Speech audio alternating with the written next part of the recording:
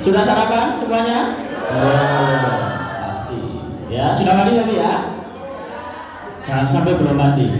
Kita di sesi kedua ini dengan materi yang berbeda. Yang memberikan materi adalah Pak Waji. Tentunya sudah kenal beliau, ya. Beliau pengajar di Prodi Pendidikan Bahasa dan Sastra Indonesia. Beliau akan menjelaskan terkait materi apa di jadwal. Ayo dicek jadwalnya. Materi apa? Materi apa? Bahasa, gaya, dan makna. Apakah bahasa perlu makna? Perlu. Itu ada maknanya apa enggak? Apakah itu bahasa? Apakah itu kata? Telolet ada maknanya?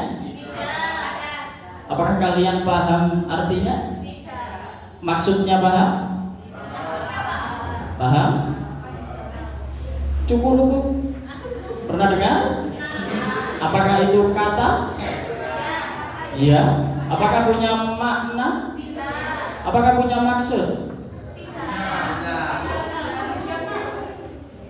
Tahun lalu kita sering mendengar kata-kata gini, kiu. Sering dengar ya? Kalau dulu itu menggoda itu biasanya pakai sweet dan cenderung cowok yang melakukannya. Tapi saat ada kata-kata kiu, bukan hanya cowok, cewek juga goda cowok, cewek juga goda cowok pakai kiu. Tidak malu, begitu. Apakah itu punya makna? Maknanya apa? Kiu. Punya maksud apa tidak? Kiu. Makna apakah ada? Tidak. Lebih jelas akan dipaparkan oleh Pak Waji. Waktunya kurang lebih 20-30 menit. Saya persilakan waktu kepada Pak Waji. Terima kasih. Terima kasih. Selamat pagi. Assalamualaikum warahmatullahi wabarakatuh.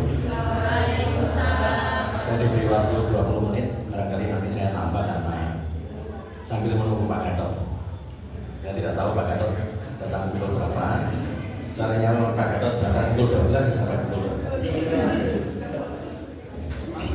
Nah, baik, saya diberi materi yang menggabungkan 5 mata kuliah sekaligus. Siapa yang mengikuti mata kuliah saya Puisi Indonesia? Puisi Indonesia siapa? Angkat tangan. Puisi Indonesia, angkat tangan yang tinggi. Puisi Indonesia ya. Kemudian drama Indonesia, retorika, stilistika, semiotika, ya sudah lengkap. Meskipun ada beberapa teman Anda mungkin hari ini berhalangan, kita doakan yang berhalangan, yang sakit segera sembuh, yang mendapatkan persoalan segera dituntaskan masalahnya. Nah, saya akan menggabungkan 5 mata kuliah ini di dalam satu tugas. Bahkan 5 mata kuliah ini nanti akan digabungkan dengan mata kuliahnya Pak Gatot. Kemudian tugasnya hanya 1. Kira-kira ringan tidak? Ringan. Ya. 10 mata kuliah. Kira-kira Pak Gatot kan sekitar 5 mata kuliah ya. 10 mata kuliah, kemudian 1 tugas. Dan tugasnya itu di Kompasiana yang dengan jumlah kata 650 kata minimal. Boleh lebih dari itu, 1000 juga boleh, tapi jangan lebih dari 1200. Karena kalau tulisan populer ditulis lebih dari 1200 tampaknya juga akan membosankan. Apalagi kalau tulisan Anda tidak menarik. Ya.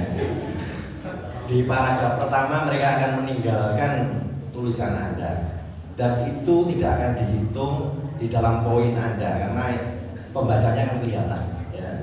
Tulisan Anda nanti akan dibaca berapa orang itu akan kelihatan. Mereka yang masuk di dalam poin membaca itu adalah yang membaca secara tuntas. Ya. Begitu melihat judulnya kemudian pembaca melarikan diri, itu nanti tidak dihitung. Ya. Termasuk YouTube Anda, yang dihitung adalah mereka yang menonton sampai tuntas 10 menit sampai 15 menit. Kalau di pembukaannya saja sudah tidak menarik, pasti penonton akan meninggalkannya dan itu tidak dihitung sebagai jumlah penonton. Itu kan rugi ya. Anda sudah share ke seluruh dunia, tetapi tidak ada yang membaca dan tidak ada yang menonton. Nah, saya akan menjelaskan 5 mata kuliah itu digabung menjadi satu. Tolong dibukakan. Ya, silakan. Ini angkatan berapa? 2004 ya. 2024. Betul, 2024 tahun yang lalu. Ya. Itu temannya sudah almarhum semua. Ya, silakan dulu. Ini dari RPL. Ya.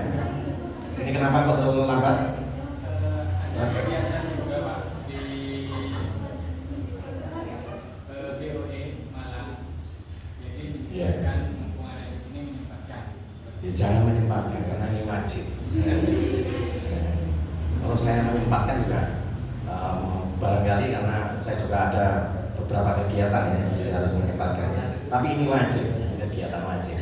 Mulai pukul 7 ya. Besok pukul 7 tepat, bahkan sebelum pukul 7 sudah sampai di sini ya. Saya tadi sampai di sini pukul 6.40 sudah sampai di kampus. Nah, saya akan menggabungkan 5 mata kuliah ini, mohon diperhatikan baik-baik karena nanti implikasinya adalah terhadap tugas. Ya. Ini ada objek kajiannya adalah puisi dan drama, kemudian teorinya adalah semiotika, kemudian stilistika dan retorika, dan juga ada teori puisi dan teori drama. Ya. Karena untuk mata kuliah drama dan puisi itu tidak hanya sekadar objek, tetapi dua-duanya juga ada teorinya. Jadi secara umum ada 5 teori, ya, kemudian menjadi satu dan digabung dengan mata kuliahnya Pak Gatot ada mungkin 5 juga, hingga 10 mata kuliah dengan satu tugas. Tadi jawabannya ringan atau berat? Ringan atau berat?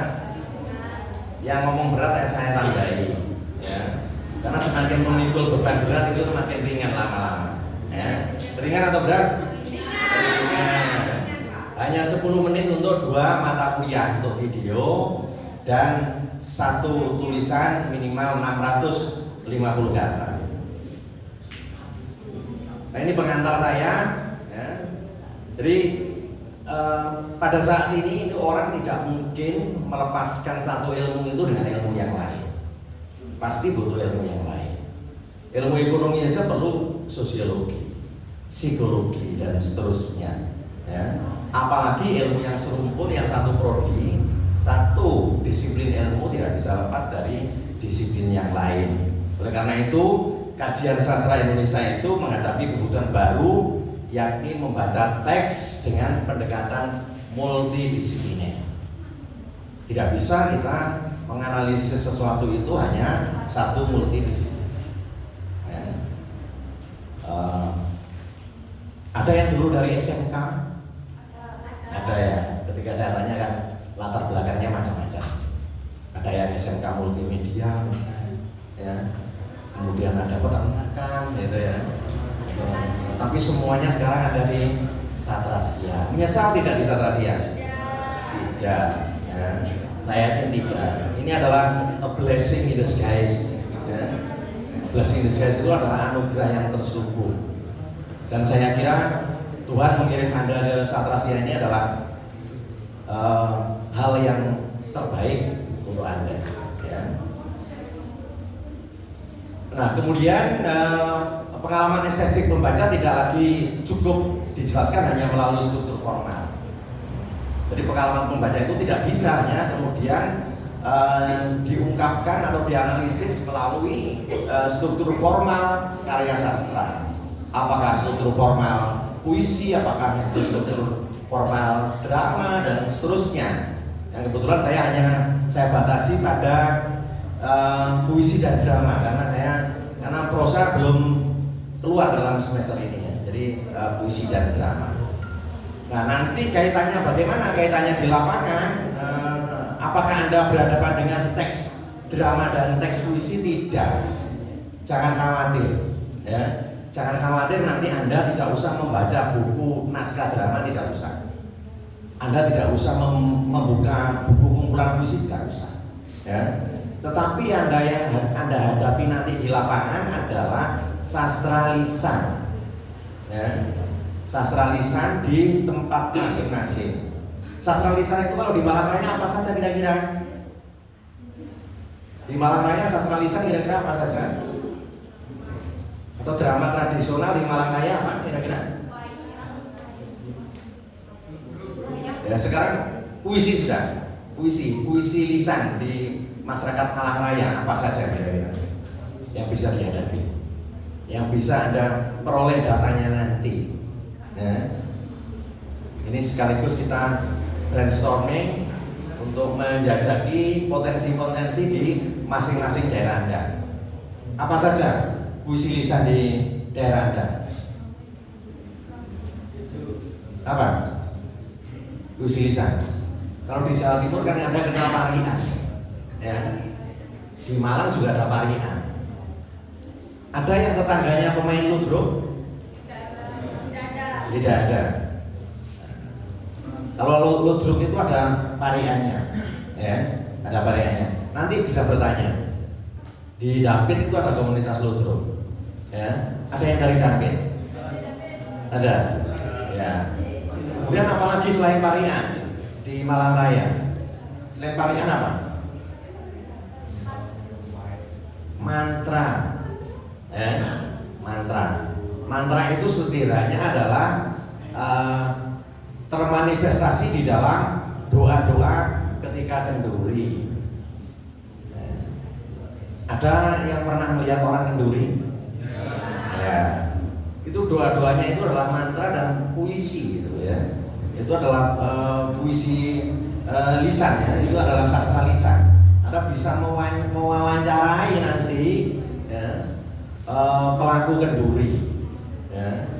Orang yang memimpin doa kenduri itu. Kenduri itu doanya, mantranya dalam bahasa apa?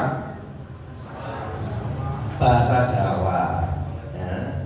Nah, karena kenduri itu mantranya dalam bahasa Jawa, maka agar orang seluruh Indonesia, bahkan seluruh dunia, karena bahasa Indonesia sudah diakui UNESCO, ya. Itu Anda nanti menerjemahkan. Kalau Anda mengambil objeknya adalah kenduri, diterjemahkan ke dalam bahasa Indonesia. Kalau tidak Anda terjemahkan dengan lisan, maka Anda sertai teks kalau itu kenduri. Di Gunung Kawi selalu ada kenduri, ya. Nah, di Gunung Kawi itu, di Pesarian itu mungkin ada kenduri. Dan di sekitar Anda, di desa Anda juga ada kenduri. Dan cari sastra lisan yang lain, puisi lisan yang lain di sekitar Anda, kira-kira apa? Yang jelas mantra banyak sekali. Di dunia perdukunan itu juga banyak mantra, ya. Mantra pengasihan misalkan saja, ya.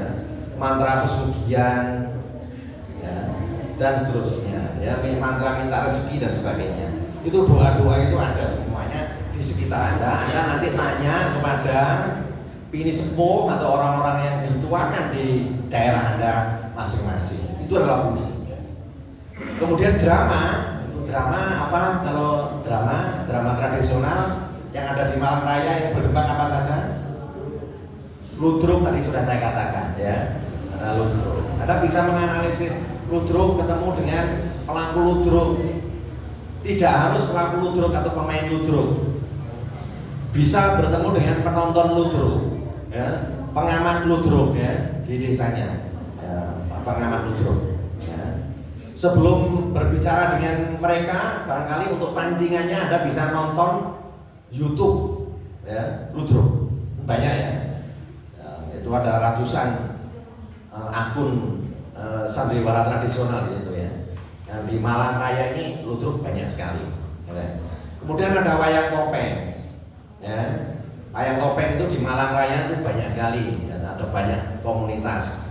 Ada di Tumpang, ada, kemudian di Pakisaji ada, di Jambuer ada, di Jatigui ada, ya. Kemudian di beberapa tempat di Malang ini banyak sekali komunitas-komunitas wayang topeng, ya, baik yang kecil maupun yang besar, ya. Anda bisa itu. Dan drama tradisional yang lain, ketoprak meskipun berasal dari Jawa Tengah itu juga ada komunitasnya di Malang, ya, meskipun sudah jarang main. Ya. Wayang kulit itu juga masuk dalam drama tradisional, meskipun dimainkan oleh satu orang dalang, ya. Dia memerankan sekian banyak karakter tokoh, ya. Itu boleh menghubungi dalang atau penonton wayang kulit, ya. Nah, tadi 10 menit itu apa saja yang mau digarap, ya? 10 sampai 15 menit, ya. Nanti kalau sudah di lapangan Anda malah kekurangan waktu. Loh, wawancara saya kok sudah 2 jam gitu, ya. Oh, ternyata sudah kok 2 jam, ya. Ini malah kerepotan, kan? Semula Anda memikirkan 10 menit kok panjang sekali, ternyata tidak, ya. 10 menit itu singkat sekali karena wawancara Anda nanti, apalagi yang diwawancarai narasumbernya tidak hanya satu, ya, tapi beberapa narasumber. Nanti Anda akan justru data Anda sangat melimpah. Nah, jadi tidak hanya di struktur keuangan, tetapi juga analisis bahasa, tanda, dan strategi komunikasi yang bekerja di Perintex. Strategi komunikasi itu adalah dititipkan di mata kuliah retorika. Ya. Ada yang tadi yang angkatan berapa yang retorika? Iya. Nanti dasar dari retorika saya masih menggunakan dasar yang klasik, yang kitab sucinya tentunya sudah Anda beli semua, ya, untuk kitab suci untuk retorika, ya. Jadi kitab sucinya ini, ya, sudah beli semua, ya, ya sudah punya semuanya, ya. Kemudian dasar untuk drama dan puisi ini juga sama Aristoteles, ya. Poetika ini untuk puisi dan drama, ini kitab sucinya ini, ya. Jika kita menggunakan kitab suci yang buku-buku klasik yang baru-baru ini sudah diterjemahkan ke dalam bahasa Indonesia, jadi Anda tidak kerepotan lagi untuk menerjemahkan dari bahasa Yunani karena bahasa aslinya bahasa Yunani, kemudian diterjemahkan ke dalam bahasa Inggris, dan sekarang sudah ada edisinya dalam bahasa Indonesia. Aristoteles, Plato itu edisi dalam bahasa Indonesianya hampir lengkap, ya. Jadi banyak buku-buku yang sudah diterjemahkan ke dalam bahasa Indonesia. Ini masih pengantar, ya.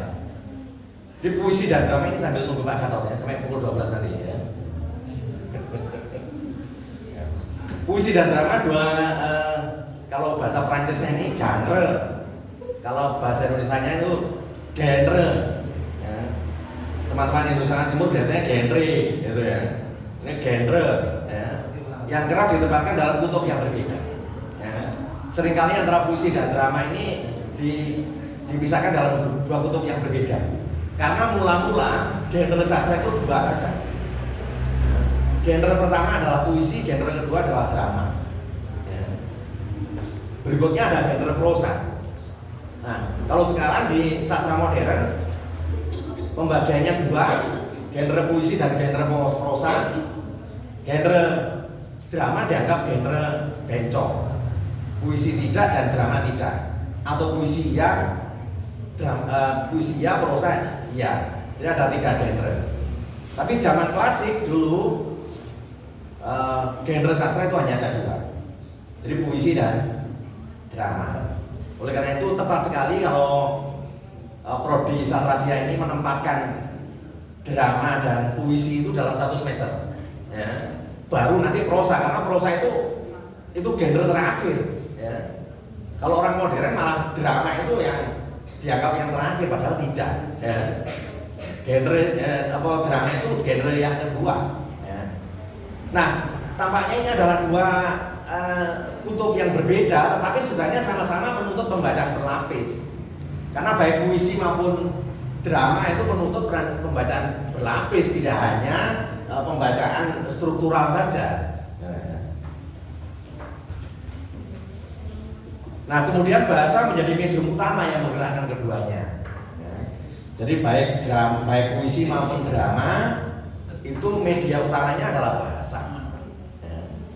Sehingga saya harus mengkritik ada orang yang membuat puisi dengan menggambar jantung hati, ada panahnya, itu dianggap puisi. Kalau di prodi sastranya itu harus ditolak, itu bukan puisi. Karena bahan dasarnya bukan bahasa. Yang namanya sastra itu bahan dasarnya harus bahasa, tidak boleh di luar bahasa. Oleh karena itu saya juga menolak ketika ada mahasiswa yang melakukan penelitian, misalkan saja penelitian selamatan di Gunung Kawi, ya, yang diteliti adalah tumpengnya. Itu tidak masuk di dalam prodi pendidikan bahasa dan sastra Indonesia. Kalau selamatan yang diteliti apanya? Mantranya, karena itu adalah fenomena bahasa. Mantra adalah bagian dari sastra atau puisi yang bahan dasarnya adalah bahasa, ya. Jadi di luar itu tidak bisa. Upacara mencuci keris di Blitar, yang dianalisis adalah mantranya, bukan prosesi kemudian membawa keris, ya, dari satu tempat ke tempat lain, itu tidak bisa. Kalau itu yang Anda analisis, silakan Anda pindah saja ke prodi antropologi saja, ya. Tapi kalau bahasa, Anda menganalisis mantranya. Jadi jangan salah kamar, ya. Selama ini banyak skripsi yang salah kamar, ya. Dikira pokoknya fenomena budaya, semua fenomena budaya dianalisis. Padahal yang namanya budaya itu menurut Vogelen itu ada 7 unsur kebudayaan, termasuk sistem mata pencarian itu masuk dalam kebudayaan, ya. Nah, karena itu penggunaan perangkat stilistika, ya, kemudian semiotika dan retorika memberikan ruang analisis yang lebih komprehensif. Jadi nanti Anda menganalisisnya itu dengan pakai 3 teori ini, ya, terhadap karya sastra Indonesia. Apa yang disebut dengan karya sastra Indonesia? Karya sastra Indonesia itu adalah, yang pertama adalah karya sastra yang ditulis oleh orang Indonesia. Itu disebut karya sastra Indonesia. Yang kedua adalah karya sastra yang ditulis oleh orang asing tetapi diterjemahkan ke dalam bahasa Indonesia. Itu masuk dalam karya sastra Indonesia. Dan nanti Anda diberi toleransi tidak karya sastra Indonesia, tetapi Anda karya sastra daerah, ya. Tetapi Anda nanti terjemahkan ke dalam bahasa Indonesia biar orang seluruh Indonesia dan bahkan orang seluruh dunia mengerti dari unggahan Anda dan tulisan Anda, ya. Jangan mantra-mantra masih utuh Anda unggah di Kompasiana tanpa Anda terjemahkan, ya. Ada mesin terjemahan kalau Anda tidak tahu bahasa Jawa, ya, atau yang berbahasa Jawa saja yang tidak biasa dengan bahasa Jawa halus, barangkali juga susah untuk menerjemahkannya, karena sudah ada mesin terjemahan. Saya pikir mendekati kebenaran, ya, tetapi harus dikoreksi kembali meskipun ada mesin terjemahan, ya. Nah, puisi dan drama bekerja melalui bahasa seperti itu, ya, tetapi dengan fungsi yang berbeda. Roman Jakobsen menjelaskan bahwa setiap tidak berbahasa mengandung satu fungsi dominan, jadi itu tidak berbahasa, ya. Yang puisi dan drama itu sama, ya. Tidak ada unsur bahasanya dibuat. Meskipun drama itu adalah kegiatan yang membutuhkan laku, ya, tetapi yang adalah analisis bukan lakunya, ya, bukan actionnya, tetapi adalah dari dialognya, dialog drama itu. Ketika Anda menganalisis wayang topeng, maka dialog di wayang topeng itulah yang Anda analisis, bukan tariannya, ya. Tariannya dan kemudian gerakan yang lain, kemudian kostumnya, lightingnya dan sebagainya itu masuk dalam ranah seni pertunjukan. Kalau Anda melepaskan diri drama itu dari bahasa, silakan pindah jurusan di seni pertunjukan, setidaknya di UGM yang ada, ya. Tetapi kalau Anda tetap di bahasa, maka yang dianalisis adalah dialognya, ya. Sehingga Anda nanti tidak diperkenankan kemudian mengamati topeng dari tari topeng dengan tari Beskalang, aja. Tidak bisa tari Beskalang itu dianalisis tarinya, ya, tanpa dialognya atau tanpa paparan bahasanya tidak bisa Anda analisis. Yang Anda analisis adalah paparan bahasanya. Prodi Anda apa? Sekali lagi, pendidikan bahasa dan sastra Indonesia. Ada dua kata kunci utama adalah bahasa dan sastra. Dan sastra medium utamanya adalah bahasa. Nah, puisi menambahkan fungsi politik sebagai pusat, yakni orientasi bahasa pada pesan itu sendiri, sehingga unsur bunyi, ritme, metafora, dan struktur menjadi sumber makna. Nah, ini sudah gabungan. Ya. Kalau kita berbicara masalah bunyi, kemudian ritme, kita ada di dalam teori puisi. Ya. Ada di dalam teori puisi. Kemudian metafora kita ada di stilistika. Metafora itu ada metafora dalam pengertian sempit dan ada metafora dalam pengertian yang luas. Sangat bergantung pada sudut pandang Anda. Ya. Anda mau memandang metafora sebagai dalam perspektif luas atau dalam perspektif sempit. Kalau dalam perspektif sempit, metafora adalah salah satu bagian dari bahasa figuratif. Salah satunya saja dari puluhan bahasa figuratif yang ada. Tetapi kalau secara luas, yang namanya bahasa figuratif itulah yang disebut dengan metafora. Jadi semua bahasa figuratif itu disebut dengan metafora kalau dalam artian luas. Saya tidak tahu Anda nanti akan dari sudut pandang yang mana. Yang jelas Anda harus mempertanggungjawabkannya sesuai dengan sumber bacaan Anda. Ya. Yang penting ada pertanggungjawaban Anda. Ya, yakni orientasi bahasa pada pesan itu sendiri, sehingga unsur bunyi dan seterusnya menjadi sumber makna. Ini menjadi sumber makna ketika kita pemaknaan kita nanti karena semua itu adalah tanda-tanda bahasa dan pemaknaannya ada di dalam tanda bahasa yang kita kaji di dalam mata kuliah semiotika. Pengantarnya kok lama sekali ya. Ya, tidak apa-apa sambil menunggu Pak Gatot. Ya. Sekarang pukul berapa? Pukul berapa? 9. Saya sudah berapa menit ini, Pak? Pak? Sudah 10 menit ya? Jatah saya 10 menit lagi, tapi ini pengantar belum selesai ya. Nah, drama sebaiknya memusatkan diri pada fungsi fatik dan konatif, yaitu bahasa sebagai tindakan dan bahasa dalam interaksi sosial. Nah, drama itu dua itu, sebagai tindakan dan interaksi sosial. Kalau kita nonton drama, ya, seolah-olah kita menonton tindakan sosial kita dalam kehidupan sehari-hari. Ya. Karena drama tidak hanya memerlukan satu tokoh, tetapi harus ada interaksi antara satu tokoh dengan tokoh yang lain. Itulah fungsi dari interaksi sosial dan interaksi tindakan. Kalau puisi tidak ada tindakannya, ya, tidak ada tindakan yang bisa ada analisis. Nah, perbedaan fungsi dominan inilah yang kemudian memunculkan kebutuhan perangkat analisis yang berbeda. Nah, ini perangkat analisisnya berbeda, meskipun tetap berada dalam satu lingkup kajian sastra. Nah, semula berbeda, ya, tetapi nanti ini akan kita gabungkan ya, dalam berbagai macam mata kuliah yang saya ampu dalam 5 mata kuliah ini. Nanti kita integrasikan bersama-sama. Nah, ini sekarang. Nah, sekarang karena ada tiga hal yang nanti akan kita bahas, yakni mulai dari stilistika, kemudian semiotika dan retorika. Kita akan berbicara masalah jembatannya dulu. Ya. Jadi stilistika itu adalah jembatan linguistik dan sastra. Ya. Meskipun stilistika sendiri itu adalah cabang dari ilmu linguistik, ya. Linguistik Bumami. Ya. Stilistika ini cabang dari linguistik. Semiotika juga cabang dari linguistika. Jadi dua-duanya sebenarnya yang saya ajar ini adalah cabang dari linguistika. Hanya saja saya menggunakan objek kajiannya selalu menggunakan sastra.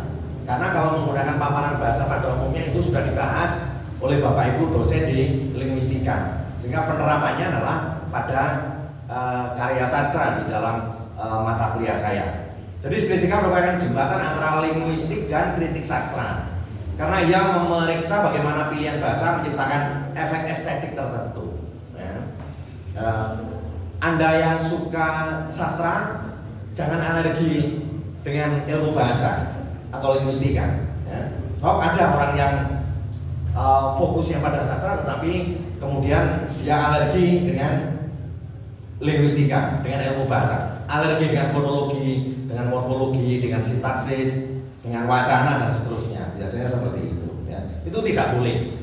Karena apa? Karena untuk membedah karya sastra secara sempurna kita butuh ilmu linguistika. Apakah fonologi itu perlu bagi sastra? Perlu. Ya. Karena ketika kita mengaji bunyi-bunyi di dalam puisi, kita juga butuh fonologi.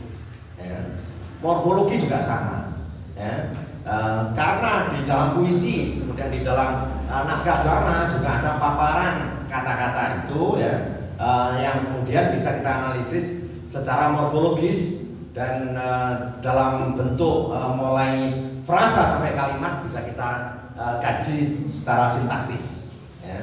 Jadi Anda hendaknya yang fokus pada linguistika tidak alergi terhadap sastra, yang fokus pada sastra juga tidak alergi terhadap linguistika, yang fokus ke drama juga tidak alergi ke linguistika dan sastra, karena drama bagaimanapun juga ketika ia masih berupa naskah drama, ia adalah bagian dari karya sastra. Kalau sudah di dalam pertunjukan, itu adalah masuk dalam seni pertunjukan. Nah, dalam puisi stilistika menyoroti diksi. Enjambement ini sudah ada di dalam puisi kemarin yang saya sampaikan, rima, paralelisme, metafora dan struktur sintaksis yang dipadatkan. Nah, ini selain stilistika kemudian ada struktur sintaksis yang barangkali juga sudah Anda pelajari ketika Anda kemarin sudah lulus, ya. Siapa yang sudah lulus sintaksis? Ya, ternyata di dalam sastra itu kita juga butuh sintaksis, ya. Jadi jangan alergi terhadap sintaksis. Nah, pilihan kata dalam puisi tidak hanya berfungsi mengungkapkan gagasan, tetapi juga membangun atmosfer emosional. Ya. Jadi cara membagikan emosional itu, ya, sastrawan itu memilih kata-kata yang tepat. Ya. Dan biasanya tiap sastrawan itu memiliki gaya yang khas. Antara yang sastrawan yang satu dengan sastrawan yang lain itu memiliki ciri khas yang berbeda. Ya. Anda harus mempelajari ciri khas mereka. Seperti saya itu belajar dari ciri khas Anda. Ya. Apakah tulisan Anda itu adalah tulisan hasil AI atau bukan? Itu saya analisis setiap hari. Ya. Mana itu kalimat Anda yang memang ciri khas Anda dan mana yang tidak. Ya. Rata-rata ketika saya ketemu saya pertama kali kan saya suruh Anda nulis tangan, ya. Untuk pretestnya saya suruh nulis tangan, ya. Membuat 1 paragraf, 2 paragraf tulisan itu. Setidaknya pengalaman Anda dulu sebelum masuk ke prodi sastrasian. Gunanya apa?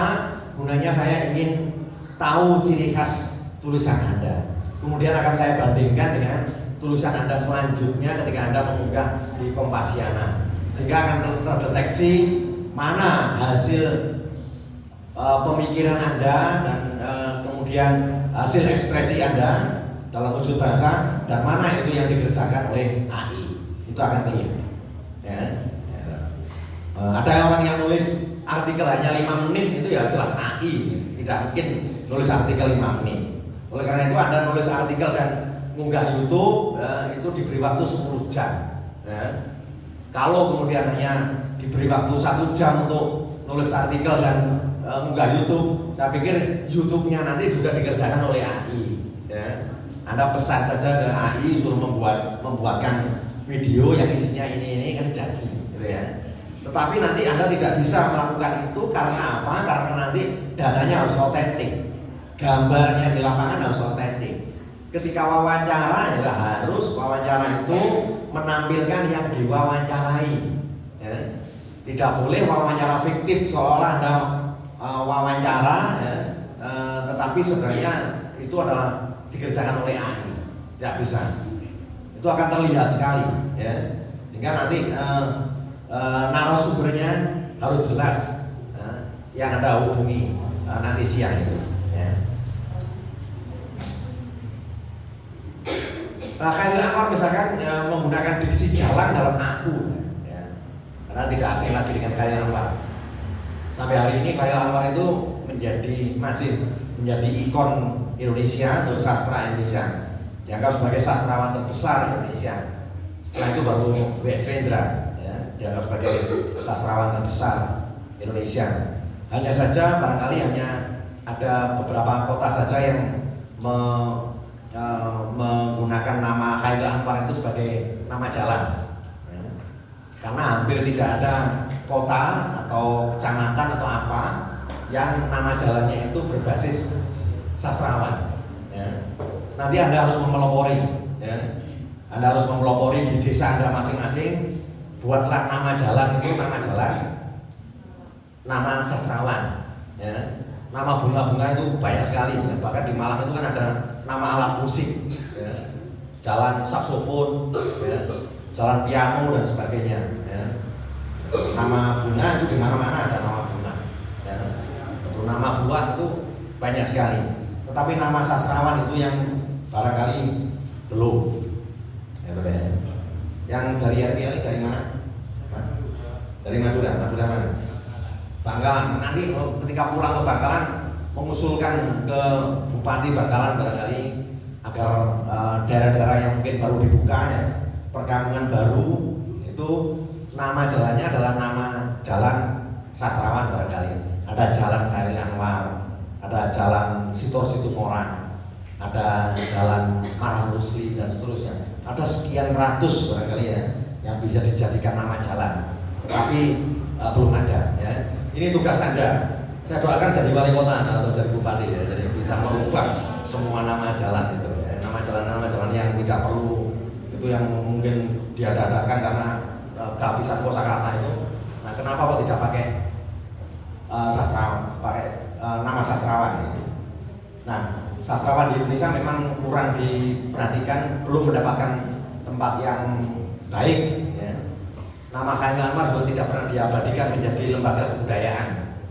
Kalau kita lihat negara Jerman, ya, Jerman itu lembaga kebudayaannya namanya apa? Ada yang tahu?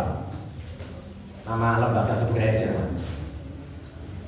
Goethe Institut, ya. Jadi Goethe Institut itu nama lembaga kebudayaan Jerman, ya. Goethe itu nama sastrawan, nama budayawan. Begitu juga di Belanda ada Erasmus Wies. Erasmus Wies itu budayawan, rohaniwan yang dijadikan kemudian lembaga kebudayaan Belanda. Dan ada sejumlah negara yang ikon-ikon sastrawannya itu diabadikan menjadi nama lembaga. Kita belum, ya. Olahraga kita mungkin lebih menonjol daripada sastra. Kalau Anda membaca di media massa, kira-kira berita olahraga setiap hari ada tidak? Ada. Anda baca koran, tiap hari ada beberapa lembar olahraga, terutama sepak bola. Tetapi berita tentang sastra atau karya sastra kira-kira berapa hari sekali? Ya, ada koran yang sama sekali tidak memuat sastra, tapi luar biasa Kompas, ya. Saya tidak promosi Kompas, ya. Kompas itu ada 2 hari untuk sastra, ya. Sabtu dan Minggu, ya. Hingga dulu mahasiswa masih belum ada media online, itu saya suruh untuk langganan koran itu setiap Sabtu Minggu saja. Karena setiap Sabtu Minggu itu ada analisis sastra, kemudian ada cerpen, dan kemudian ada puisi, ya. Dan karya-karya sastra yang dimuat di Kompas itu biasanya ya secara otomatis pengukuhan sebagai sastrawan, ya. Kalau sekarang kan orang dengan mudahnya memproklamasikan diri sebagai sastrawan. Sastrawan itu yang mengakui ini siapa? Yang mengakui seseorang menjadi sastrawan itu siapa? Ya masyarakat, yang masyarakat luas, ya. Kalau dulu itu harus diterbitkan di majalah atau koran yang mungkin terpercaya. Ada majalah sastra namanya Horizon. Kalau sudah masuk Horizon itu baru dinobatkan sebagai sastrawan, ya. Kalau hanya dikirim lewat WA saja ya belum, ya. Lewat FB atau lewat Instagram ya belum, gitu, ya. Itu, ya. Nah, stilistika membantu membuka lapisan makna tersebut melalui analisis pola bahasa yang digunakan penyair. Ya. Jadi pola-pola bahasa yang digunakan penyair itu kemudian yang sangat membantu kita di dalam menganalisis. Ya. Jadi stilistika, peran stilistika di sini. Ya. Pola-pola bahasa yang digunakan oleh sastrawan itu. Nah, dalam drama stilistika beroperasi dalam bentuk yang lebih sosial. Karena puisi adalah ekspresi pribadi. Kalau drama ini lebih sosial, ya, tidak pribadi lagi. Kalau puisi kan ekspresi dari penyairnya. Kalau drama ini sudah hal-hal yang berkaitan dengan sosial. Bahasa dalam drama harus hidup di panggung karena ia dituturkan, didengar dan dilihat. Puisi belum tentu dideklamasikan. Puisi belum tentu dibaca secara oral, ya. Tetapi naskah drama sudah hampir dipastikan nanti akan dipanggungkan, ya. Akan dilihat tuturannya lewat adegan di panggung, didengar dan dilihat, ya. Sehingga kita bisa melihat konteks-konteks ekstralinguistik. Tidak hanya konteks linguistik saja, tetapi ada konteks ekstralinguistik. Kalau konteks linguistik ya dialog itu saja, Anda mendengarkan dialog. Tetapi ketika Anda berhadapan dengan drama, ada konteks ekstralinguistik yang membantu Anda untuk memahami drama itu. Konteks ekstralinguistik misalnya saja adalah ekspresi wajah, ya, gerakan, ya, ekspresi marah dan tidak itu berbeda. Pergi! Ya. Itu ekspresi apa? Marah. Beda dengan bapakmu kemana le? Pergi. Pergi! Sudah gak kaget ya? Karena sudah kebiasaan.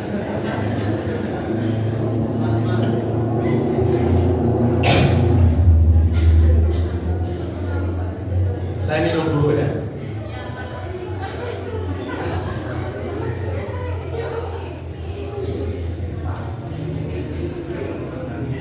Nah, stilistika sebagai jembatan ya antara linguistik dan sastra. Naskah drama itu menampilkan variasi tingkat tutur, dialek, register, dan intonasi yang mengarahkan pembentukan karakter. Di puisi tidak, kecuali puisi-puisi yang mungkin ditampilkan, dan puisi-puisi itu merupakan puisi-puisi yang berbentuk balada. Puisi-puisi Rendra itu banyak baladanya. Itu barangkali lebih dari satu tokoh. Dan itu yang sering didramatisasi, ya, ditampilkan dalam bentuk drama, ya. Nah, Rendra ini misalkan dalam Perjuangan Suku Naga, ini drama ini, menggunakan kalimat-kalimat deklaratif yang tegas untuk menghadirkan resistensi dan protes sosial. Kalau isinya protes sosial ya pilihan-pilihan nadanya ya tegas, ya. Masa orang protes itu lemah lembut, ya. Kan tidak ada orang yang protes itu lemah lembut. Orang lemah lembut itu kan kalau minta uang ke orang tuanya itu lemah lembut. Kalau kasar kan tidak diberi uang, ya. Tapi kalau orang protes kan pasti dengan nada yang berbeda, ya. Dengan nada-nada dengan kalimat-kalimat deklaratif. Nah, stilistika dialog dalam drama menekankan aspek pragmatik. Ujaran menjadi tindakan. Ini Austin ini bukunya belum diterjemahkan ke dalam bahasa Indonesia. Kalau Anda butuh, saya punya edisi Inggrisnya, ya. Jadi nanti Anda bisa memfotokopi, ya. Karena itu bahasa drama perlu dianalisis melalui hubungan antara pilihan leksikal, ritme dialog, serta konteks sosial tokoh. Nah, analisisnya sudah melebar ke analisis konteks sosial tokoh. Tokoh itu di dalam hubungannya dengan tokoh yang lain, ya. Kalau Anda menganalisis Topeng Malangan, nanti ada beberapa tokoh, itu bagaimana Anda menganalisis tokoh yang satu itu dalam hubungannya dengan tokoh yang lain. Kalau itu di dalam drama. Nah, sekarang semiotika. Setelah semiotika nanti retorika, setelah retorika selesai. Ya. Saya jelaskan tugasnya secara sekilas. Ya. Apa yang harus Anda kerjakan nanti. Ya. Ini pukul berapa Pak? Pukul berapa? 9.15. Ya, memang kita kan memulai mestinya pukul 9 ya. 9 sampai pukul wah ini sudah datang. Ya. Silakan.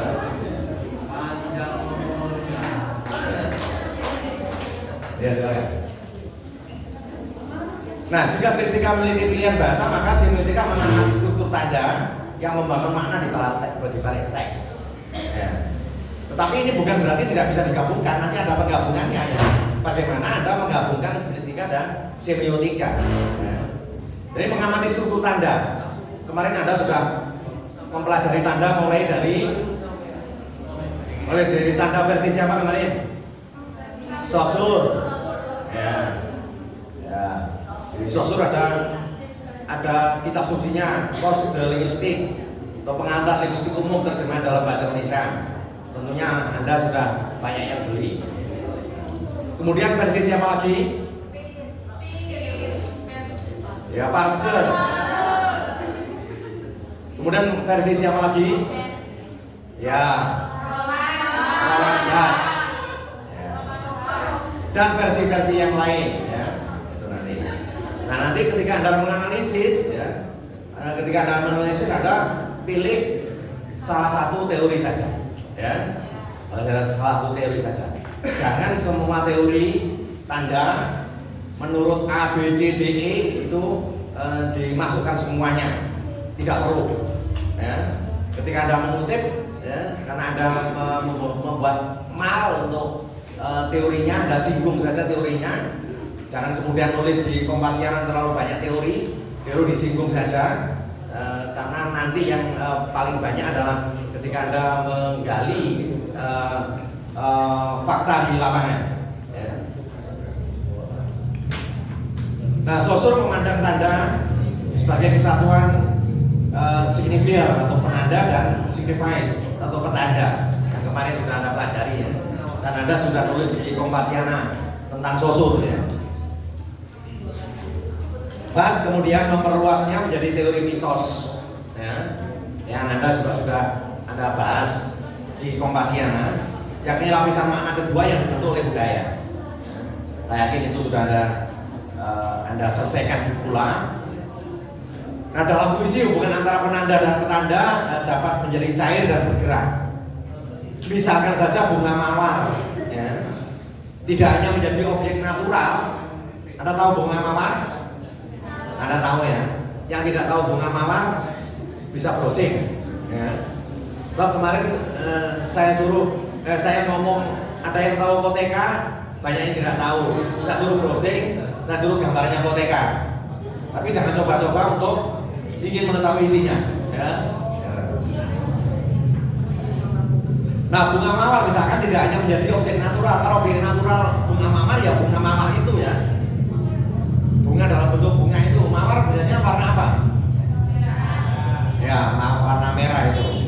Tetapi itu adalah simbol cinta. Ya. Ya, jadi tidak hanya objek natural itu, tetapi bunga mawar itu merupakan simbol, bisa simbol cinta, bisa simbol luka. Kenapa luka?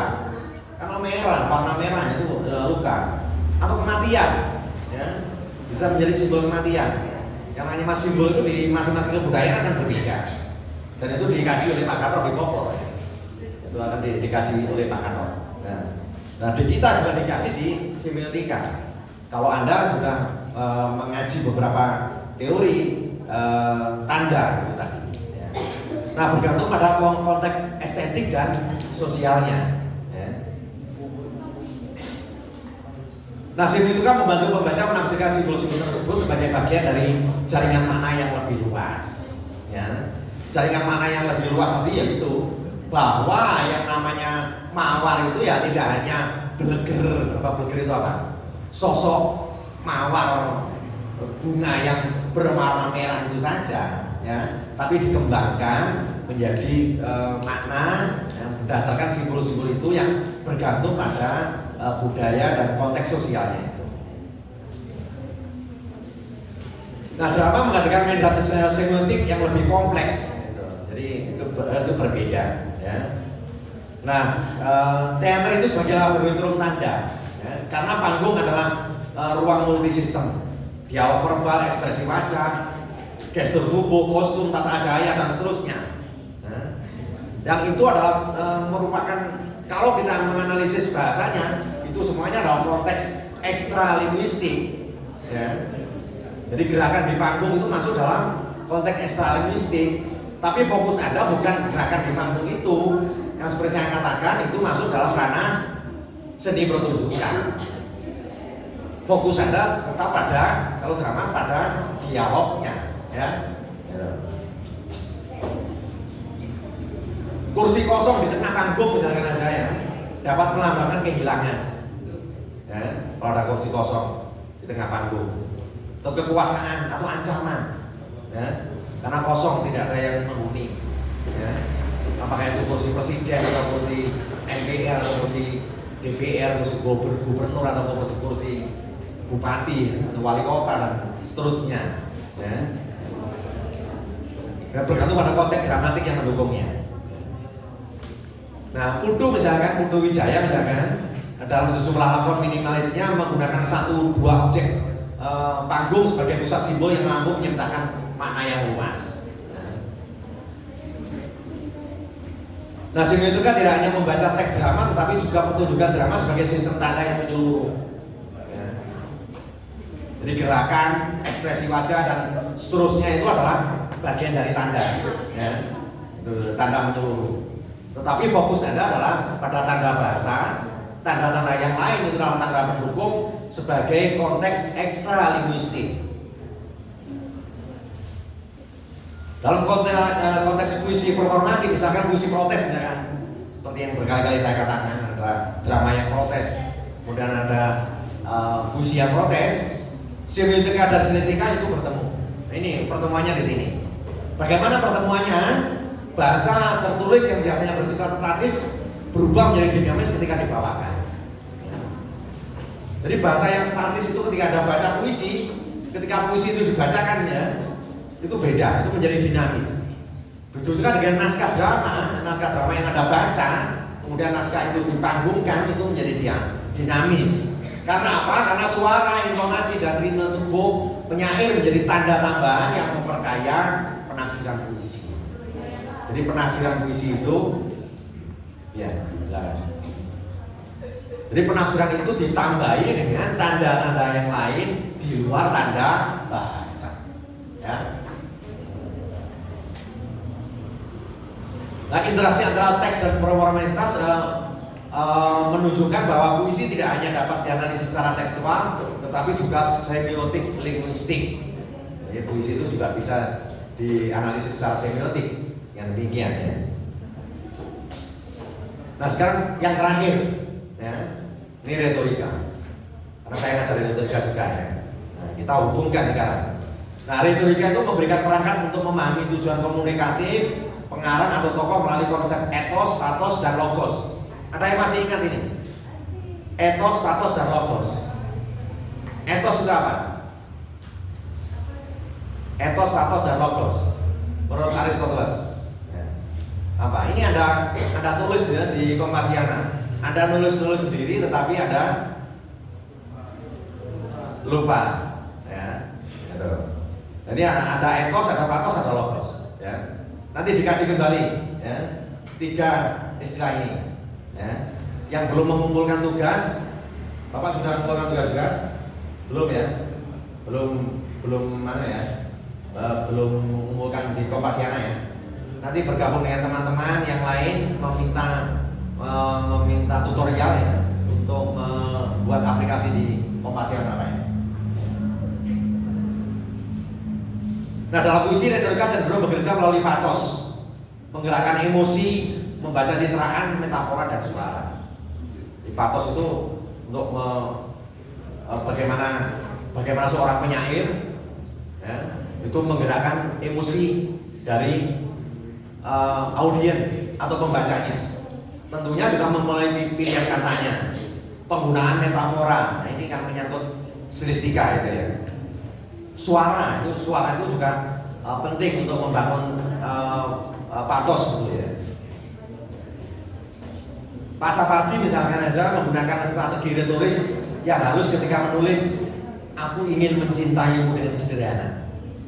Kalimat itu tampak sederhana tetapi membawa efek persuasif yang kuat untuk menciptakan suasana yang intim. Nah, etos penyair terbangun dari reputasi estetiknya. Ya, sementara logos diwujudkan dalam konsistensi metafora dan struktur puitik. Ya. Etos penyair itu kelayakan dari seorang penyair itu. Ya. Ke logos itu menyangkut apakah yang disampaikan itu logis, ya, bisa diterima atau tidak oleh pembacanya. Ini kalau Anda belajar retorika kemarin, ya. Ini sekadar mengingatkan saja. Etos penyair terbangun dari reputasi estetiknya, sementara logos diwujudkan dalam konsistensi metafora dan struktur puitiknya. Nah, retorika dalam drama lebih bersifat argumentatif. Tokoh berbicara dengan tujuan mempengaruhi, memperdaya, mengancam, membangun solidaritas, atau mempertegas posisi sosial. Drama menjadi ruang kontestasi retorika. Ini berbeda dengan puisi tadi.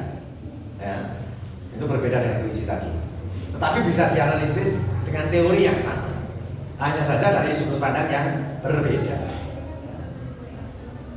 Dalam drama tragedi itu kita sudah berbicara pada zaman klasik, ada tragedi, ada komedi ya. Retorika dapat menjadi alat manipulasi yang mengantar tokoh ke kejatuhan seperti dalam lakon klasik. Nah, di Indonesia itu retorika itu digunakan untuk menggambarkan dinamika kekuasaan. Kita tidak asing lagi untuk membangun kekuasaan pakai retorika. Anda nonton debat di televisi kan? Sering nonton di debat di televisi antar politisi. Ya. Bagaimana dia politisi itu memanfaatkan retorika ya, di dalam kegiatan untuk membangun kekuasaan. Setiap dialog mengandung strategi baik secara eksplisit maupun implisit yang memperlihatkan bagaimana bahasa menciptakan relasi kuasa. Tabelnya.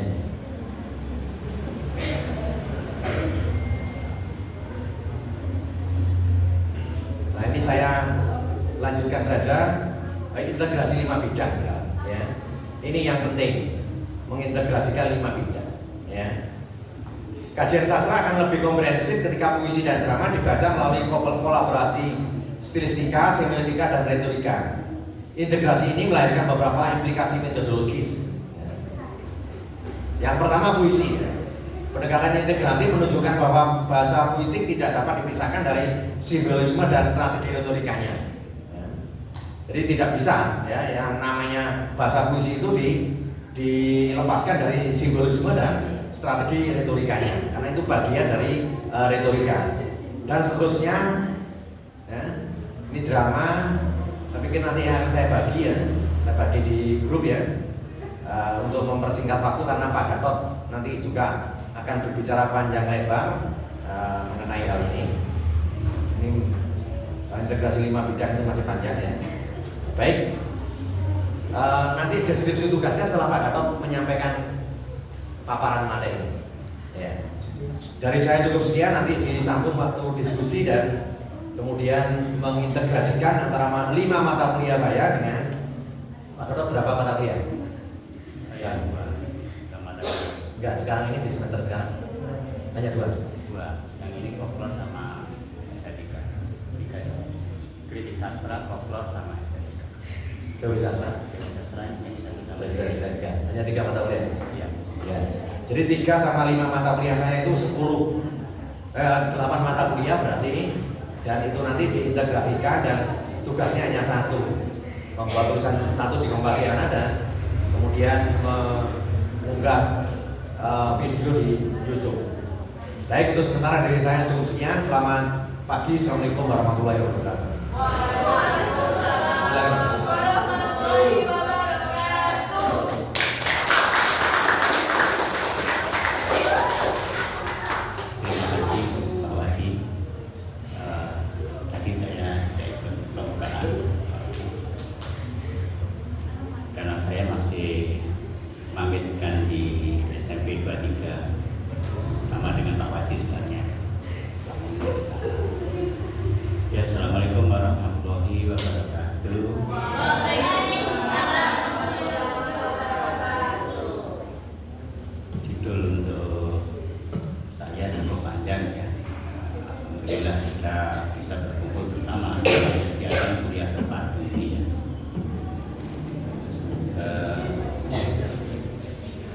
dari judul yang disampaikan itu, pertama yang saya tangkap kata membaca, gitu ya. Nanti dikaitkan dengan folklore. Karena saya berkaitan dengan sastra daerah ya,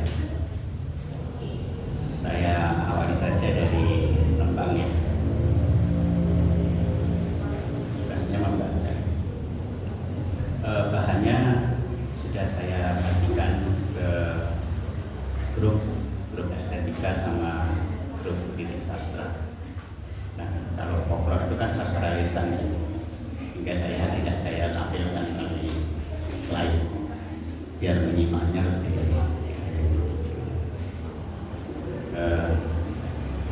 Suara saya nggak terlalu bagus ya. Yang penting ini membaca.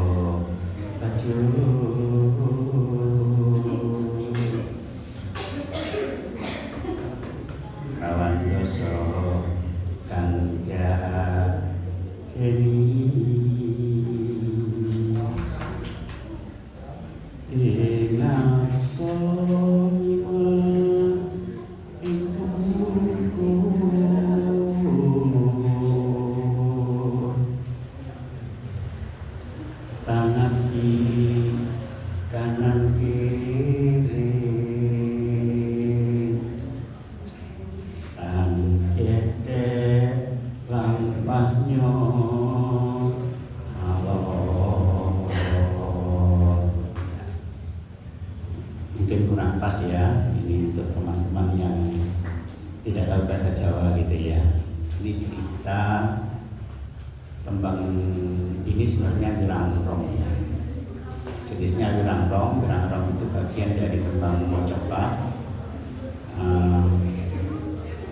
dengan pola estetika, kodro, lagu dan bilangan gitu ya. Ini diambil dari cerita sejarah lokal ya. Dan cerita sejarah lokal itu menjadi cerita kepahlawanan. Nah, ada tokoh namanya Joko Tingkir ya. Jadi Joko Tingkir ini nantinya menjadi maskarepet ya dari cerita Joko Tingkir ini. Kalau kita belajar sejarah itu di antara masa Jawa Tengahan gitu ya. Tapi kalau tembang ini sebenarnya masuk ke tembang baru. Jadi kalau Jawa Tengah itu di antara kerajaan Majapahit, kemudian munculnya kerajaan Islam, dan sebelum hadirnya kerajaan Mataram gitu. Ya. Ini tadi sebuah contoh teks bagaimana cara membaca teks. Sebenarnya dulu ada mata kuliah filologi ya. Kita belajar teks filologi, teks melalui ilmu filologi. Nah, bagi mahasiswa kritik sastra ya, kritik sastra enggak begitu ini. Untuk mahasiswa teori dan estetika sastra, objek sastra itu teks gitu ya. Ada teks tulis, ada teks lisan. Nanti yang teks lisannya dikaji di folklore ya, karena di sana ada sastra lisan gitu. Yang teks tulis dikaji di berbagai macam mata kuliah ya. Berbagai macam mata kuliah. Itu pembukaan saya yang terkait dengan tembang tadi ya. Nah, kemudian mata kuliah saya ini dihubung-hubungkan begitu ya. Ada kata terakhir kata terakhir di judul yang diberikan saya itu terkait dengan budaya Indonesia. Nah, saya mau berangkat dari budaya terlebih dahulu, gitu ya. Supaya interaktif ya, saya akan berdiri aja. Ya, ini desainnya tradisional. Saya akan berdiri saja. Saya ingin pendapat, ya, persepsi tentang budaya. Nah, saya ingin Mas Yahya.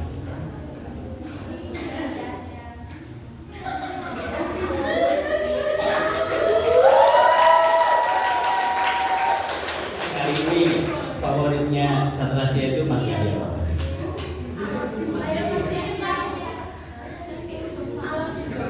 Ya, mungkin di situ nggak apa-apa.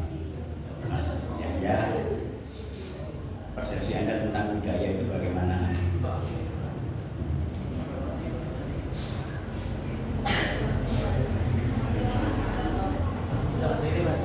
Persepsi saya tentang budaya itu suatu kearifan lokal yang tumbuh dari sejarah suatu masyarakat yang mengakar sampai menjadi budaya itu, Pak.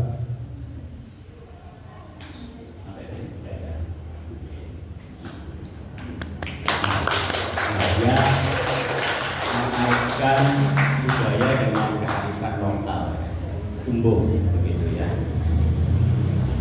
Kemudian Mbak Melani.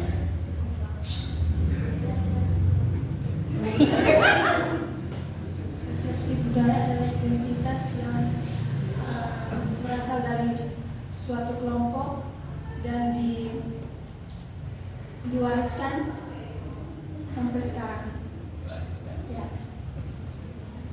Mbak Melania mengaitkan dengan identitas, begitu ya.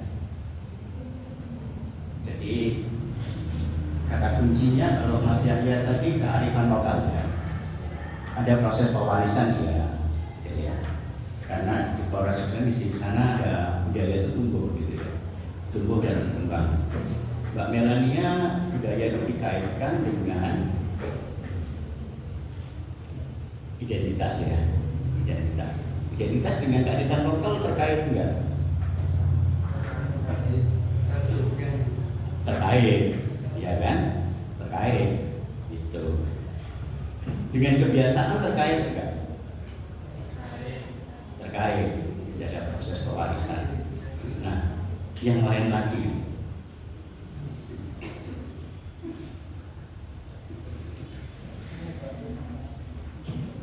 Saya ingin Mbak kita persepsi budayanya dikaitkan dengan buku yang pernah dibaca.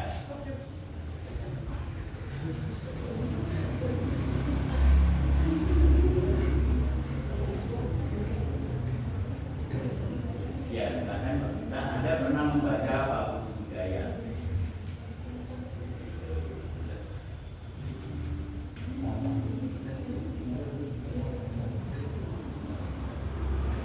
Mengapa saya tanya membaca ya? Ini tugas dasar ini saya. Karena di awal mata kuliah tadi itu membaca. Begitu. Dan saya membukanya dengan membaca. Tadi saya membaca teks, ya. Teks tembang tadi, saya membaca. Dengan buku apa yang pernah Anda baca?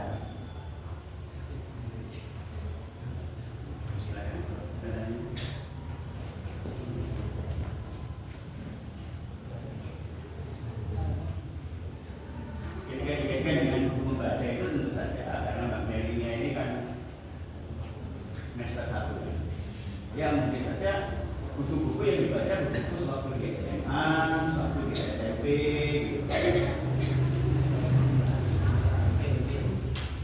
waktu di SD, atau artikel yang pernah dibaca. Silakan apa yang diingat?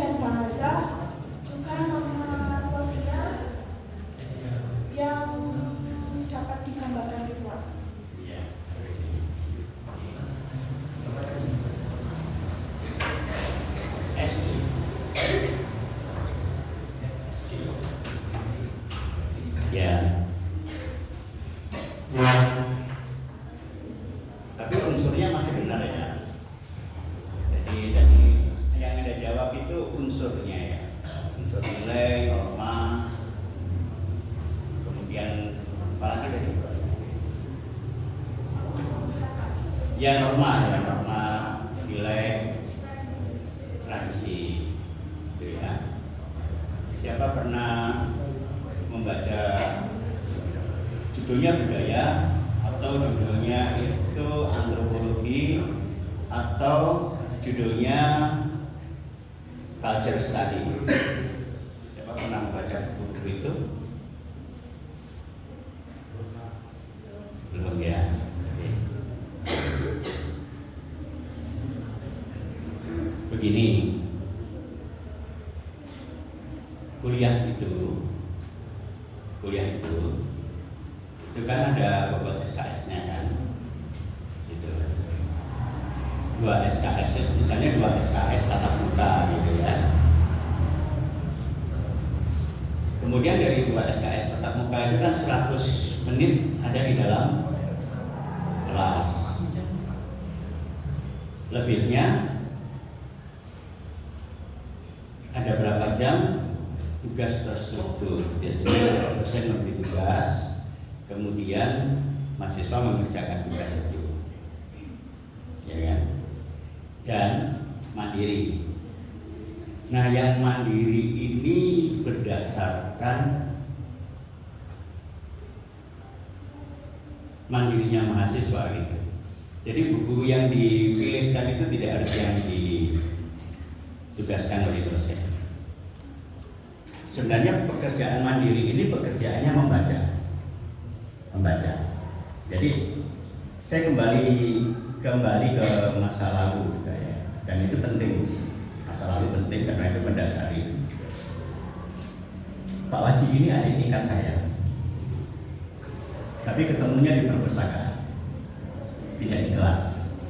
Karena kami dulu itu kalau nggak membaca ya alamat nggak lulus gitu. Membaca ketika kita mendapatkan tugas mandiri, gitu ya. Jadi yang dibaca buku. Kalau masih mahasiswa seperti ini buku saja dulu.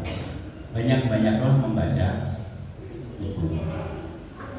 Nah, salah satu di samping buku yang harus Anda baca itu ya kan ada di Program Pendidikan Bahasa dan Sastra Indonesia, itu buku yang berkaitan dengan linguistik, sastra, budaya, dan pendidikan dan pembelajaran. Itu buku-buku utamanya. Yang lain untuk ilmu bantunya, misalnya psikologi, sosiologi, seperti itu, antropologi untuk ilmu bantunya. Itu wajib Anda baca. Anda pasti harus baca di perpustakaan. Iya. Baik. Sebenarnya tidak salah ya. Kalau budaya ada persepsi berkaitan dengan norma, berkaitan dengan lokalitas dan identitas, itu berkaitan dengan kebiasaan, itu sebenarnya tidak salah. Itu semua unsur-unsur budaya. Jadi jangan salah, kalau orang berbicara tentang budaya itu tidak hanya kesenian, gitu. Bicara tentang tradisi tidak hanya kesenian. Itu ketika kita bicara tentang budaya. Agama pun itu irisan dari budaya, dari sisi budayanya.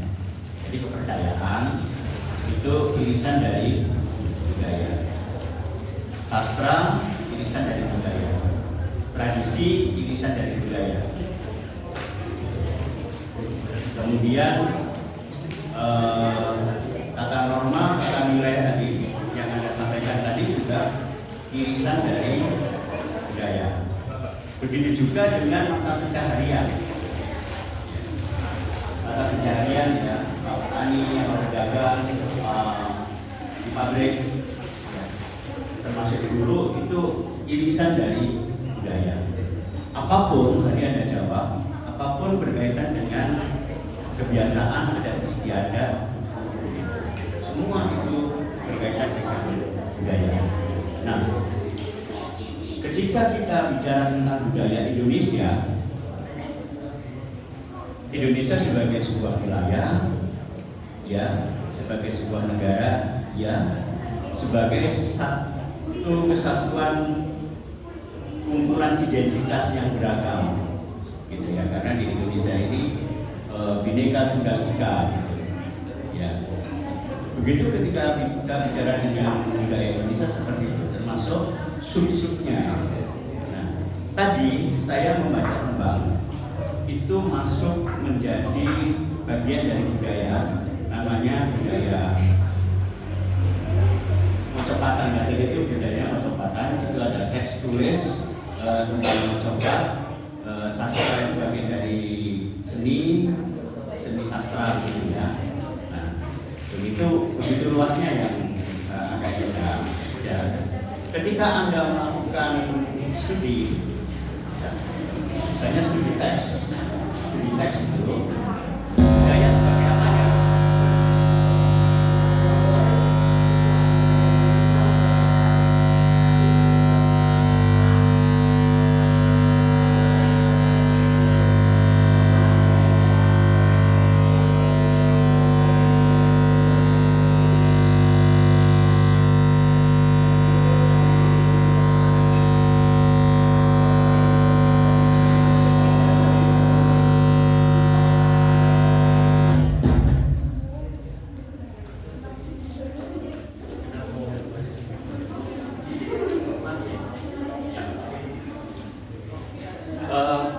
Masih cukup ya. Budaya sebagai latar belakangnya. Sehingga ketika kita bicara budaya, maka yang kita perhatikan adalah bagian-bagian mana dari budaya itu, gitu ya. Nah, kemudian di budaya dikaitkan dengan folklore ya, kaitkan dengan folklore.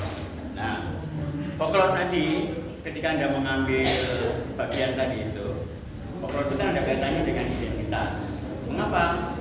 Karena folklore itu berkaitan dengan rakyat, gitu.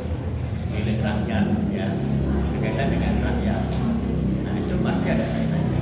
Nah, kalau kearifan lokal itu sebenarnya kearifan itu berkaitan dengan pengetahuan ya. Berkaitan dengan pengetahuan yang dimiliki oleh masyarakat lokal. Baik, di makalah saya, itu ada yang gambarnya sapi ini ya.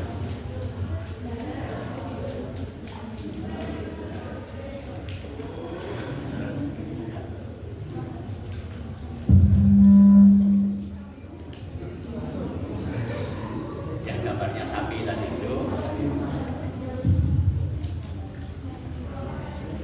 itu ada bahasa rakyat gitu. Saya lihat ya, yang gambarnya sapi apa? Ada cikar, itu namanya cikar ya. Kalau di Jawa namanya cikar. Ya, ini anak-anak yang di luar Jawa barangkali nggak tahu cikar ya.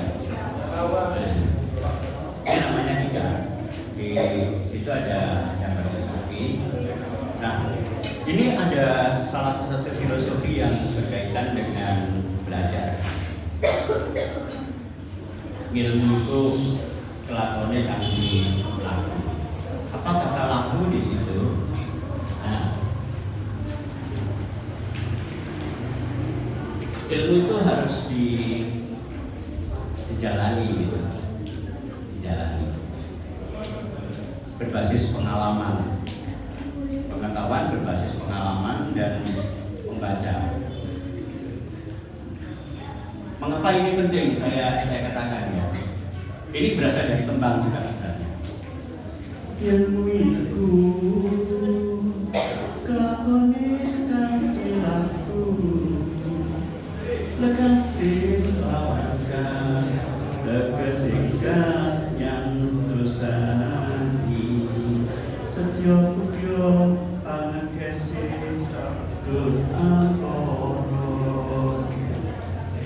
ini mungkin ada versi yang teks yang berversi kedua ya. Saya mengambil yang di pertama aja.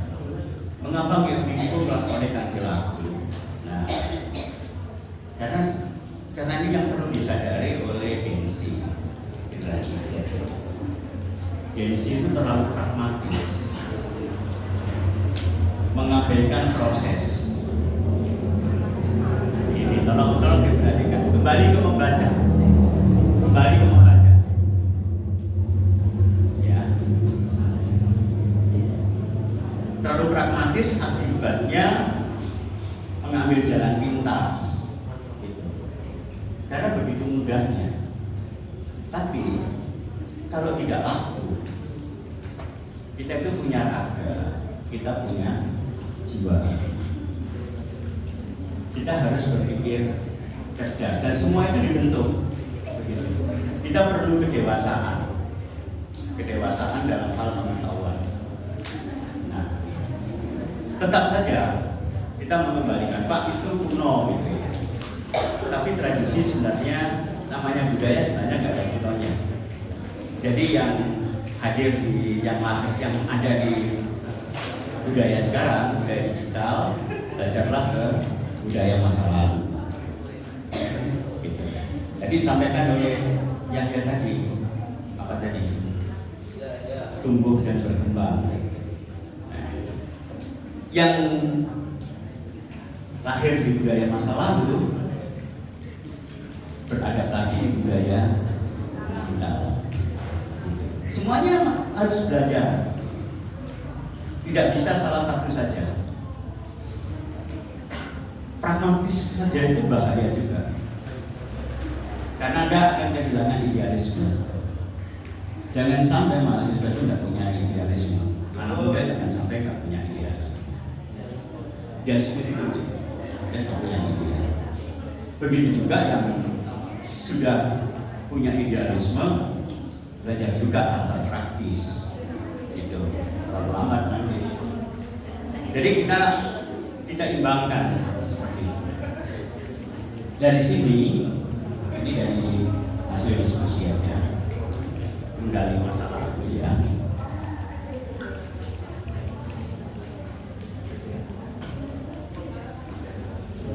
Pertama, ini yang kuning yang di bawah itu, taken,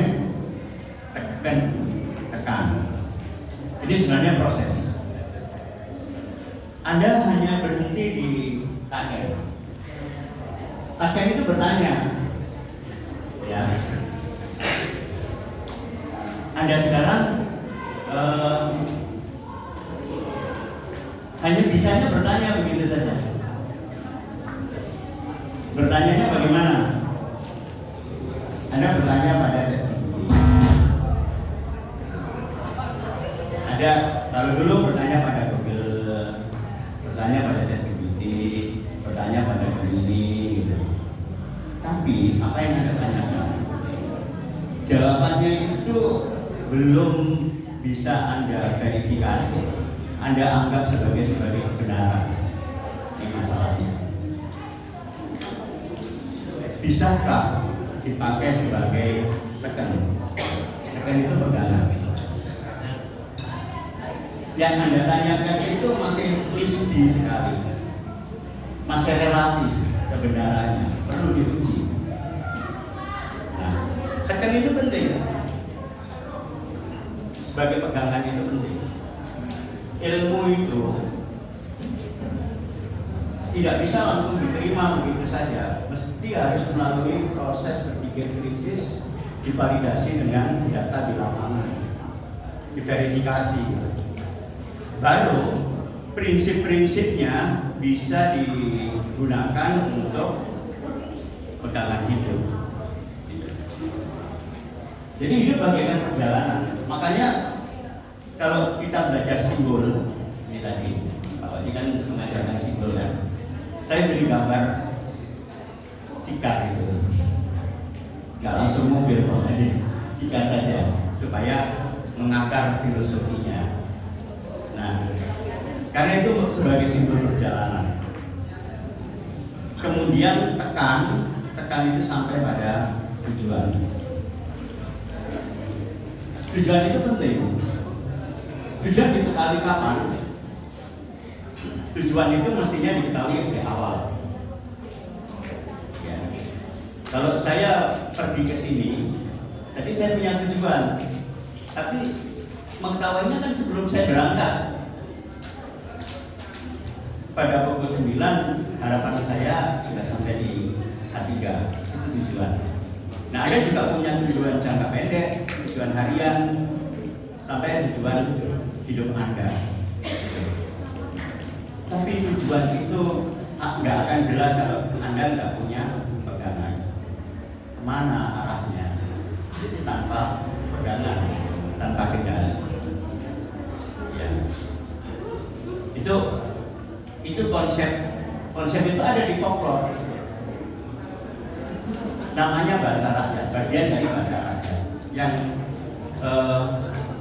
disebut dengan apologi. Contoh lagi yang berkaitan dengan konsep belajar itu tetap, tatap, tangglon, tangguh, tutup. Nah, tetap itu begini. Mungkin kalau usianya seperti Anda ini masanya tetap. Tahu nggak? Tetap itu dituntun, didampingi. Tapi Anda seakan-akan belajar berjalan.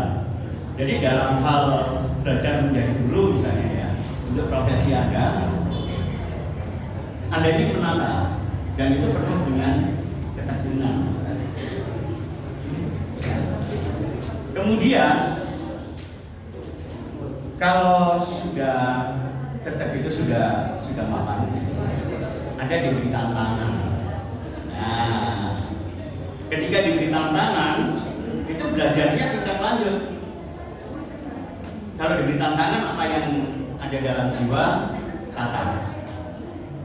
Nah, ini pada mahasiswa-mahasiswa yang dahulu, Pak Haji selalu berpesan kepada mahasiswa, jangan pernah takut. Benar Pak Haji? Jangan pernah takut pada siapapun itu. Lanjutnya jangan pernah ragu. Ya, harus berani. Ini yang dalam ular-ular di Jawa gitu ya, karena saya orang Jawa ya. Itu yang maksud dengan tata. Kalau sudah, dia kan punya pengalaman kan, lebih kuat kan. Nah, ini masanya tanggung. Tanggung itu kalau usianya saya dengan Pak Haji ini tanggung. Kalau Pak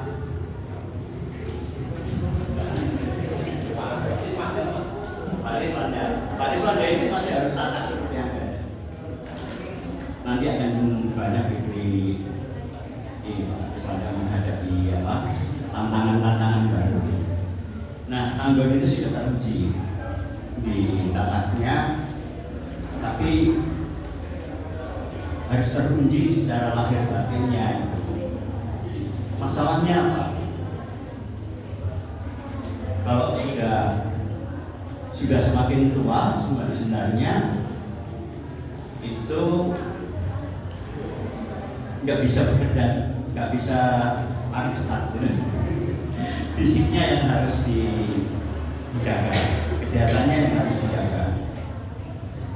Ya, ini namanya tanggung. Begitu juga nama baik yang sudah ini harus dijaga.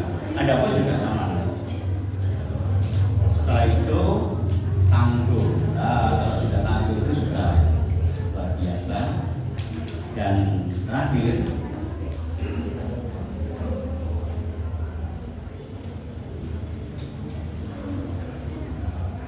itu tutup. Apapun harus sampai itu terselesaikan. Nah, sering terjadi mahasiswa kurang sedikit nggak terselesaikan. Misalnya Pak, tinggal skripsi ditinggal. Karena udah agak sulit tinggalkan corong lagi seperti itu. Sudah skripsi, sudah ujian, nggak diselesaikan. Nah, ini nggak tutup gitu loh. Jadi apapun kalau punya pekerjaan harus sampai selesai, itu prinsip. Ya, kuliah sampai selesai. Anda memasak harus sampai selesai. Jadi organisasi juga sampai selesai, jelas laporannya dan sebagainya. Itu harus tutup.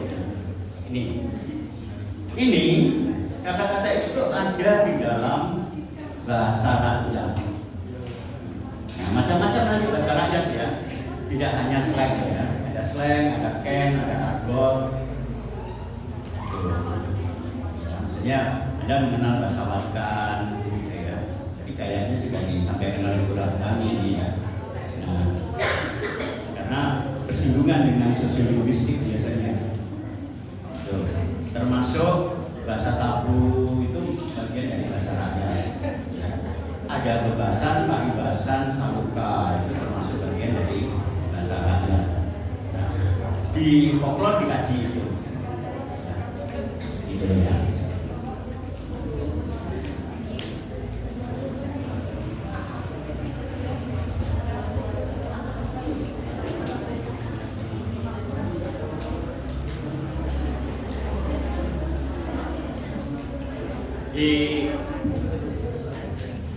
Di folklore ini ada beberapa pitutur. Ini ada 10 ya.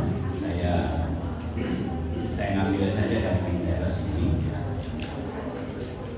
Pertama, urip iku urung. Ini artinya Anda kalau ingin hidup harus berusaha.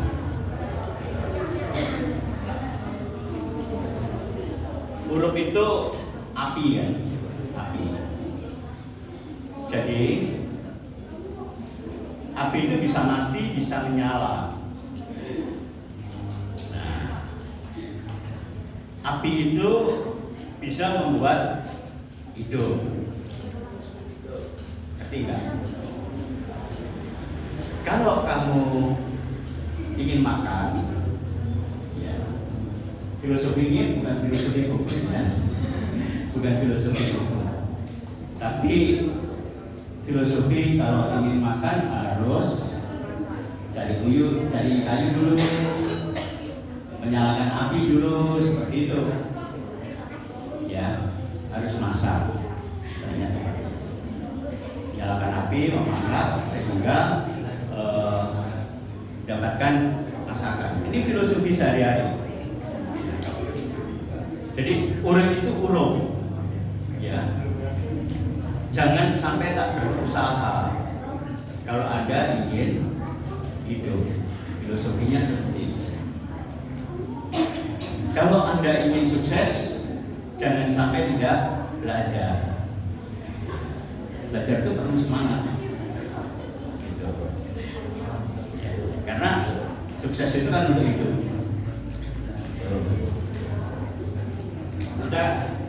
Kita ke bahasa. Kemudian Mamayu Hayu Dibawono Ambrasto Dur. Ini penting ini pendidikan karakter ya. Pendidikan karakter dan pendidikan budi pekerti. Untuk apa? Memayu Hayu Dibawono itu membuat bumi ini menjadi bagus. Bumi ini menjadi bagus, penuh keselamatan, penuh dengan keberkahan. Bukan sebaliknya. Sebaliknya apa? Rusak. Sebaiknya merusak. Kemudian Ambrasto Dur Angkoro. Ini kalau gaya bahasa gitu ya, gaya bahasa yang berlawanan, kontradiksi. Jadi di satu sisi itu membuat kebaikan, tapi di satu sisi melawan kejahatan, keburukan. Ini yang dimaksud. Kemudian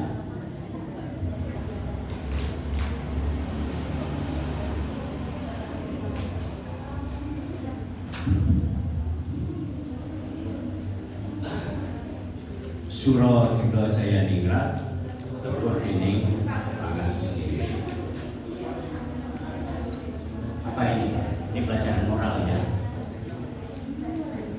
Suro Jaya Ningrat itu segala sesuatu kebaikan pasti akan menang, yang kalah yang bukan.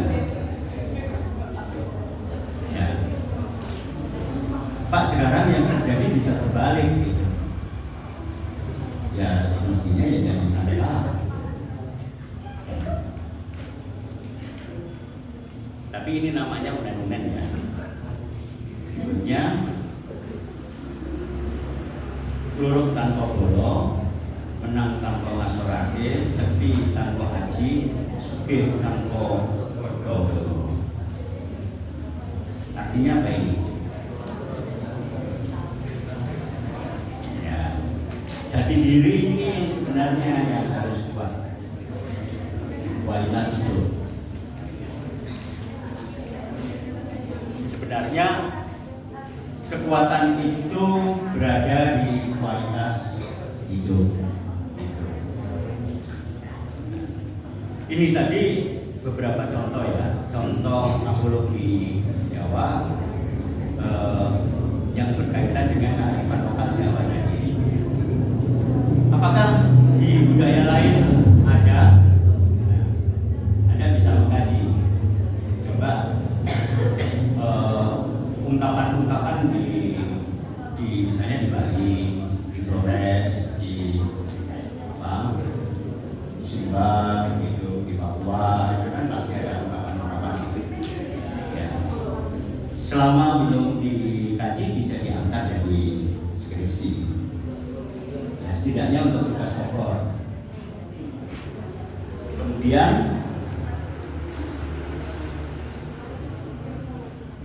datan serik, lamun ketaman, datan susah, lamun kelangan. Contoh lain, ojo gumunan, ojo ketunan, ojo kagetan, ojo aleman.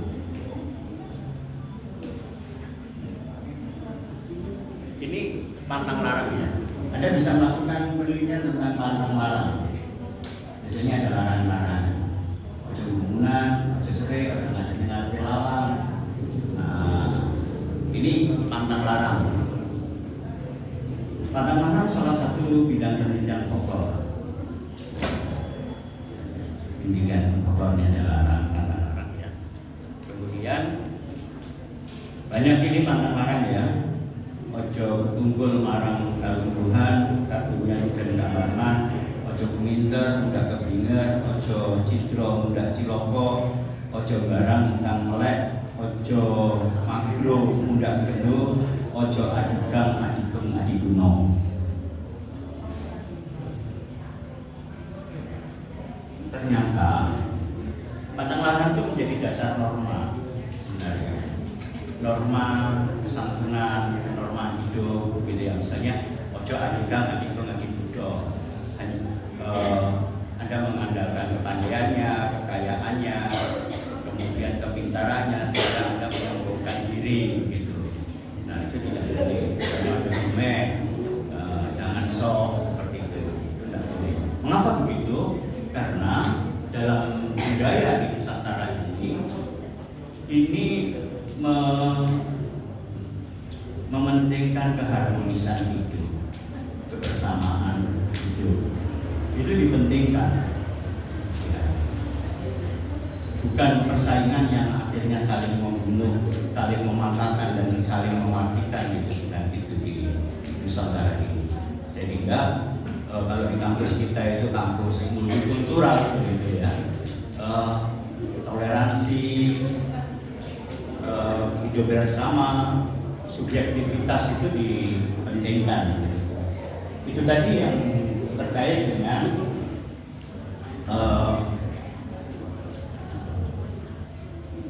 kata-kata dalam bahasa Jawa. bahasa Jawa. Baik. Kalau dikaitkan dengan estetika, di tutur itu dibuat namanya ada Purwokanti ya, ada versnya, ya. Ada versnya, ada Purwokantinya, gitu. Begitu juga ketika tembang itu ada estetikanya. Jadi berapa jumlah barisnya, berapa jumlah suku katanya, itu ada patokannya dipakai untuk menyusun sisi estetikanya, gitu. Baik, saya kembali membaca puisi aja, di puisi saya. Mendaftar malam, malam pun enggan, nafas kian berbicara, hanya ruang gelisah, sunyi memakan kabut, awak terusik kertas.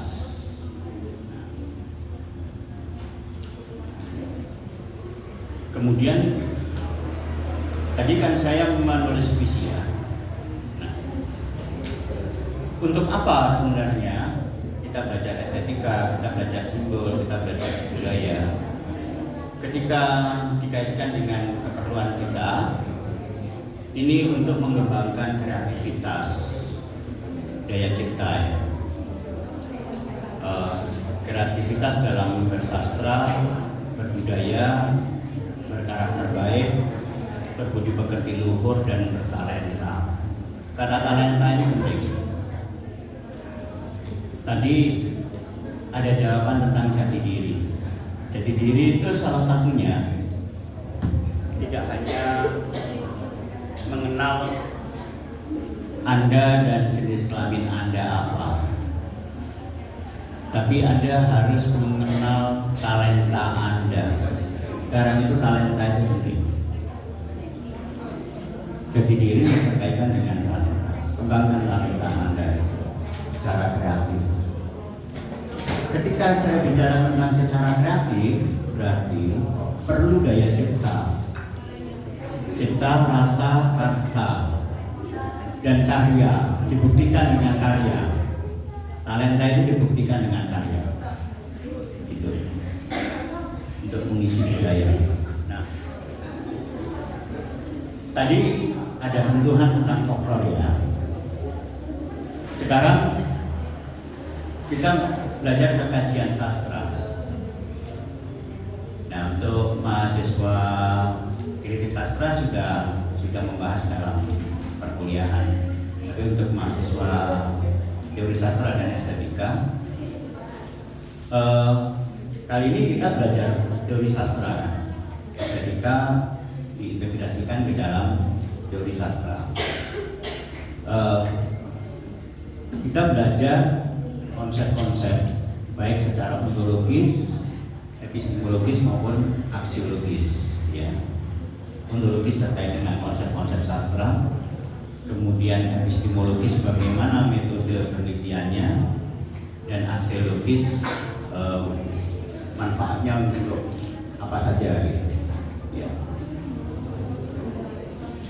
Objeknya tetap teks ya, tetap teks. Apakah itu mengkaji teks atau memproduksi teks, tergantung bidang kajiannya. Ada teorinya nanti ya. Yang sekarang ini misalnya kalau mengkaji teks, Anda bisa melakukan kajian struktural, kajian yang bersumber dari formalisme gitu ya, aliran-aliran teori sastra. Kemudian Anda bisa menggunakan kritisisme. Atau Anda mengambil teori-teori kritis, misalnya dari Marxis, feminisme, itu yang bisa Anda kaji, gitu ya. Misalnya new historism, itu yang bisa dikembangkan untuk melakukan kajian teori sastra. Teori sastra itu tadi kan akan menumbuhkan karya sastra.